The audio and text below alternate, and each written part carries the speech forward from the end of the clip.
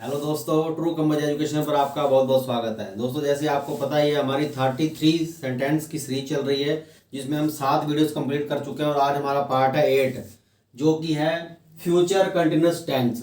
तो आज देखते हैं फ्यूचर कंटिन्यूस, बहुत ही आसान सेंटेंस है। दोस्तों, इसकी पहचान कैसे करेंगे?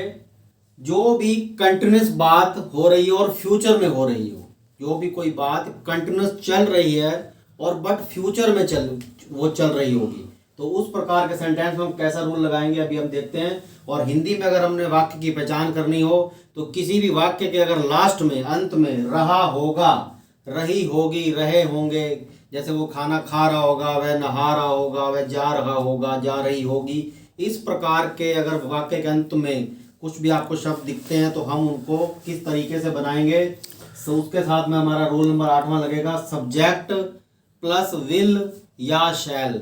जैसे कि मैंने पहले वीडियो में आपको बताया था, विल का प्रयोग किसके साथ करते हैं और शैल का प्रयोग किसके साथ करते हैं। दोस्तों, शैल का प्रयोग होता है आई और वी के साथ, आई और वी के साथ शैल का प्रयोग होता है और उसके अलावा सभी के साथ विल का प्रयोग होता है।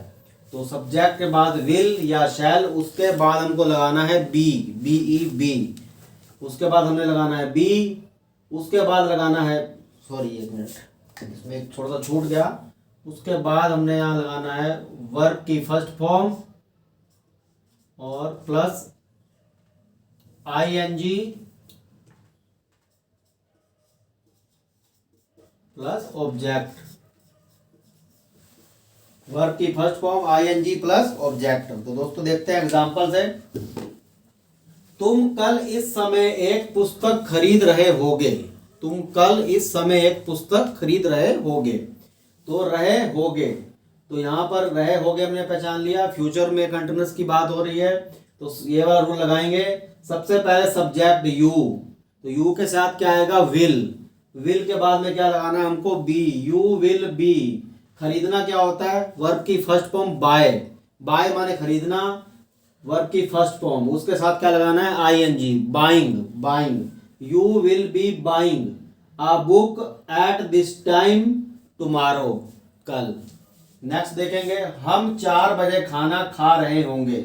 हम तो वी, जैसे मैंने बताया आई और वी के साथ किसका प्रयोग करना है? शैल का।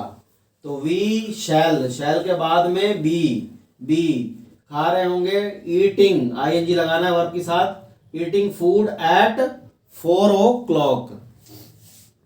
किरण कल पढ़ा रही होगी, किरण विल बी टीचिंग टुमारो। अब दोस्तों इसका नेगेटिव पार्ट, नेगेटिव पार्ट कैसे होगा? नेगेटिव पार्ट में हमेशा हमको क्या करना है? सब्जेक्ट के बाद हेल्पिंग वर्ब आती है जो कि यहाँ पे विल और शैल है। सब्जेक्ट के बाद हेल्पिंग वर्ब और हेल्पिंग वर्ब के जस्ट बाद नॉट लगा देना होता है। ये सभी की सभी सेंटेंस का फंडा होता है, सब्जेक्ट हेल्पिंग वर्ब उसके बाद हमको नॉट लगाना होता है। जैसा कि हम देखेंगे, you will not be buying a book at this time tomorrow, we shall not be eating food at 4 o'clock। दोस्तों यहाँ पर हमको कंफ्यूजन हो सकता है, विल बी, विल बी है, दो यहाँ पर हेल्पिंग वर्ब है, तो नॉट को कहाँ लगाना है? विल बी नॉट लगाना है या विल के बाद लगाना है, बी के बाद लगाना है, तो कैसे लगाना है? हमेशा मैंने एक वीडियो में पहले बताया था, जहां पर भी 2 या 3 हेल्पिंग वर्ब्स होती हैं, जैसे विल बी, इस तरीके से जोड़े में या 3 भी हेल्पिंग वर्ब आपको दिखेंगी, तो आपको क्या करना है? जो सबसे पहली हेल्पिंग वर्ब है, सबसे फर्स्ट हेल्पिंग वर्ब जो आएगी उसी के जस्ट बाद हमको नॉट लगाना होता है। उसके बाद हमको सेकंड हेल्पिंग वर्ब लगानी है, उसके बाद चाहे सेकंड हो, थर्ड हो, जितनी भी हेल्पिंग हो उसके बाद लिखना है। हमको जस्ट पहली हेल्पिंग वर्ब के बाद में नॉट पुट कर देना है। जैसे यू विल, यहाँ पे विल बी था, तो पहली हेल्पिंग वर्ब विल, उसके बाद हमको नॉट लगा देना, उसके बाद में बी आएगा। तो you will not be buying a book, we shall not be eating a food at 4 o'clock, Kiran will not be teaching tomorrow. Interrogative दोस्तों क्या देखेंगे? इंट्रोगेटिव में हेल्पिंग वर्ब को हम बाहर निकाल देते हैं, सबसे फर्स्ट नंबर पर रख देते हैं। Will you be, first number पर हमने इंट्रोगेटिव में हेल्पिंग वर्ब रख दिया, उसके बाद सब्जेक्ट, उसके बाद जो पार्ट बचा बी, उसके बाद वर्ब की फर्स्ट फॉर्म ING और आगे object. You will you be buying a book at this time tomorrow. इसका हिंदी मतलब होगा, जैसे उसका मतलब था तुम कल इस समय एक पुस्तक खरीद रहे होगे, तो इसका मतलब होगा क्या तुम इस समय एक कल पुस्तक खरीद रहे होगे, तो ये क्वेश्चन बन जाता है।